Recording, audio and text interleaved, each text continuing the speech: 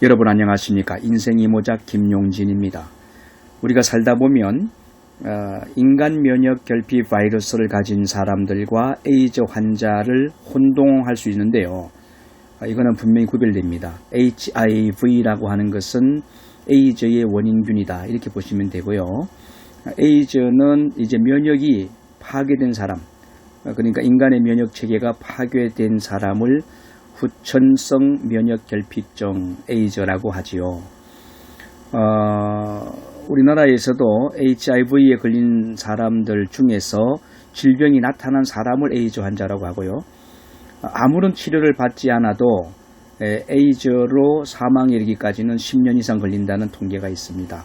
그래서 올바른 관리를 하면 30년 이상 산다고 하는데요.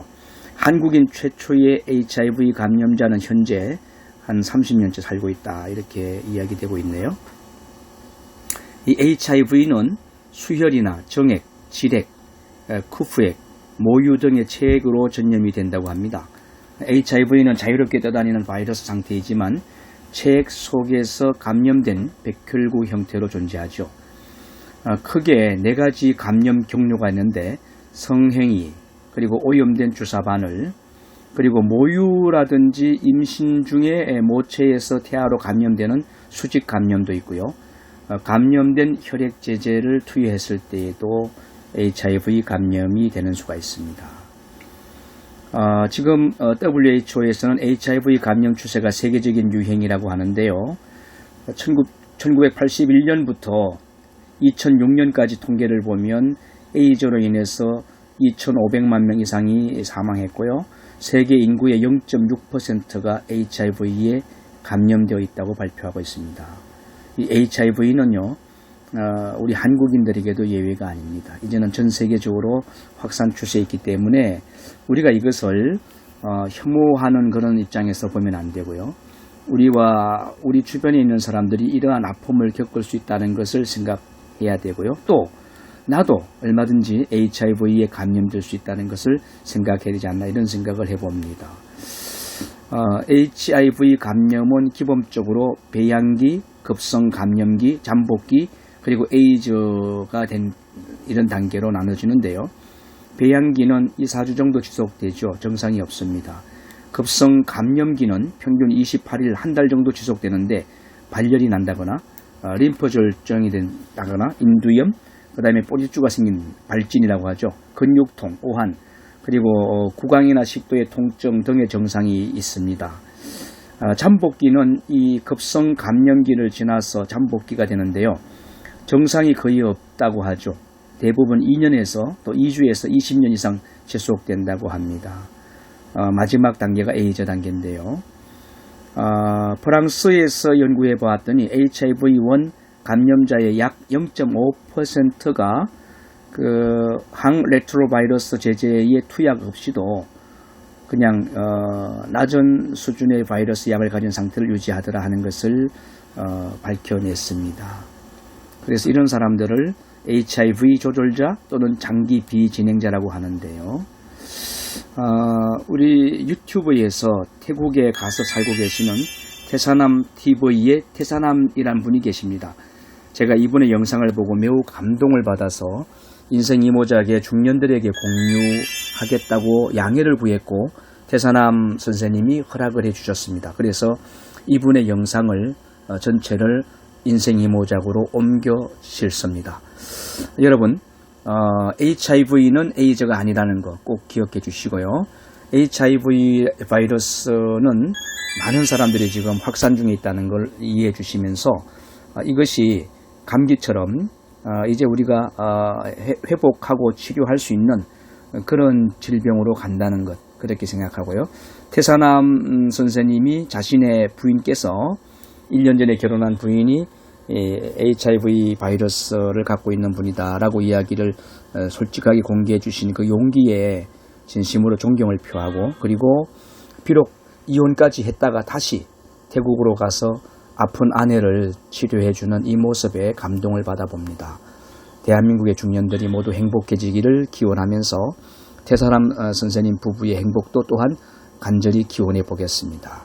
자, 태사남 선생님의 인터뷰 내용을 들어보도록 할게요. 안녕하세요, 태사남입니다.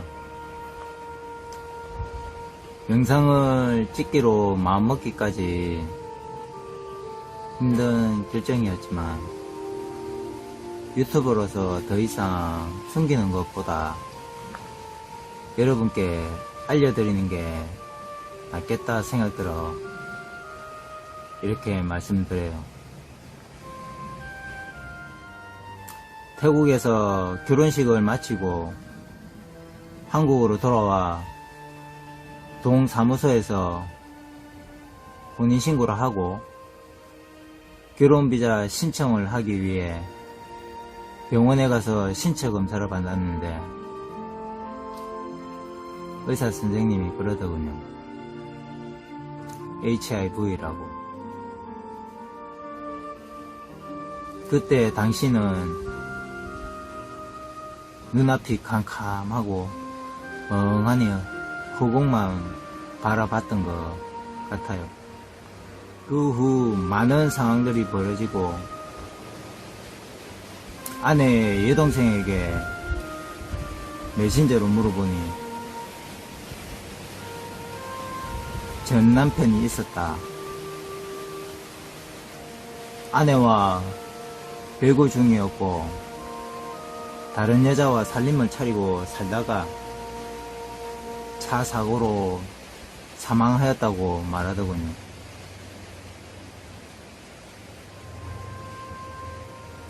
태국에 넘어와 알게 된 사실이 전 남편이 HIV 감염자였던 겁니다. 전 남편은 HIV 감염된 사실을 아내에게 알리지 않았고 차 사고로 사망한 겁니다. 그러니 아내는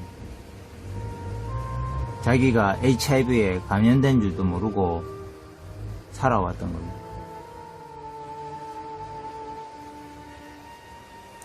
아내의 동생과 그 메신저를 하고 난 후 다툼이 있었고 아내가 자살하겠다고 칼을 들더군요. 경찰이 출동하고 한바탕 난리가 났었죠. 그 후 많은 일들이 있었고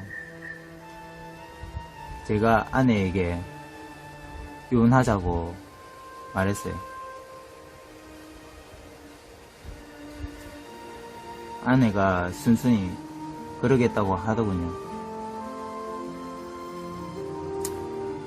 이혼을 하기 위해 법원으로 가서 합의 이혼을 끝내고 나오는데 아내가 얼마나 우는지 아내의 우는 모습에 저도 눈물이 뚝뚝 떨어지더군요. 이혼을 하고 며칠 후 아내에게 비행기 티켓과 10만 바트를 주면서 잘 살아 라는 말과 함께 태국으로 보내주었습니다.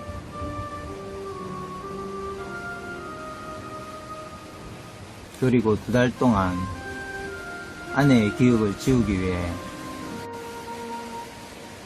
일에 몰두하기도 해봤지만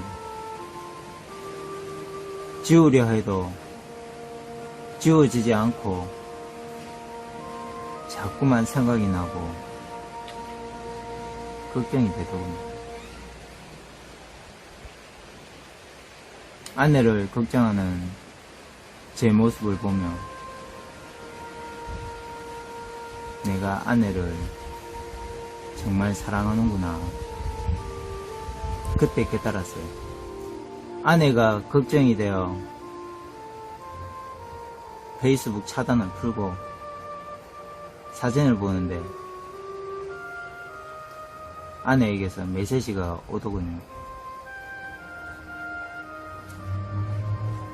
아내는 저를 기다렸던 겁니다. 아내 얼굴이 보고 싶어 영상통화를 누르고 아내의 얼굴을 봤는데 초췌해지고 야윈 얼굴을 보자마자 눈물이 왈칵 쏟아지더군요. 아내도 엄청 울었고요.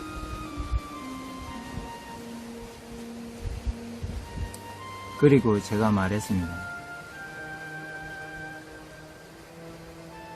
너 없인 못 살 것 같다고.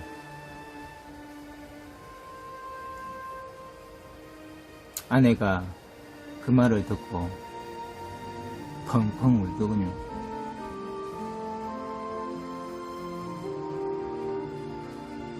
눈물로 밤을 지새우고